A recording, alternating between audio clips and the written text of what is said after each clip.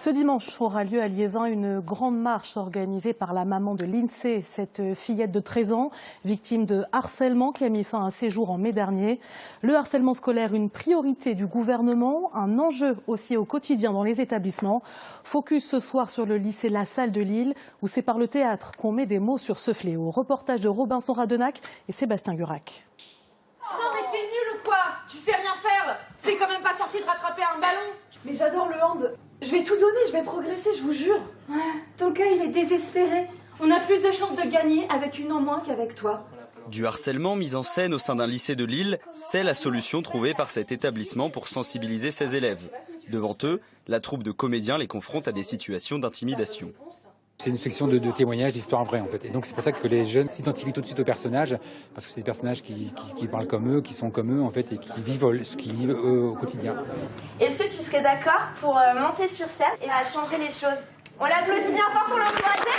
Après avoir vu les scènes, les élèves peuvent modifier le scénario de la pièce. Ils deviennent à leur tour acteurs. Mais c'est pas non. T'es nul ou quoi? Tu sais vraiment rien faire. C'est bon, on a juste loupé, ça va. Mais toi c'est quoi ton problème Ouais, là? c'est clair.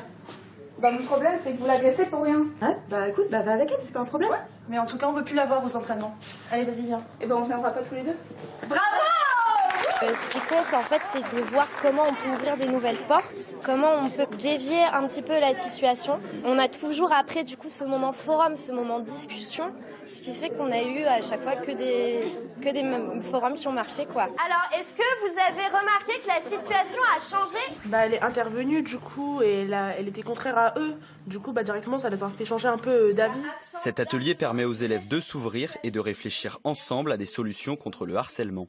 Ça a apporté que tout le monde s'en rende compte en fait, qu'on s'en rende compte ensemble. C'est mieux que juste une simple vidéo ou un simple texte qu'on va lire. Non là vraiment on voit tout, on voit des scènes, on voit un peu comment ça se passe et du coup si ça nous arrive dans la vie, au moins on pourrait reconnaître des scènes par rapport à ce qui s'est passé. De toute façon tout le monde va savoir dans la classe que t'es les scènes. Si. Non mais t'es comme pas s'il te plaît. On voit des choses qui se passent vraiment, des élèves qui prennent la parole et qui vivent des choses fortes.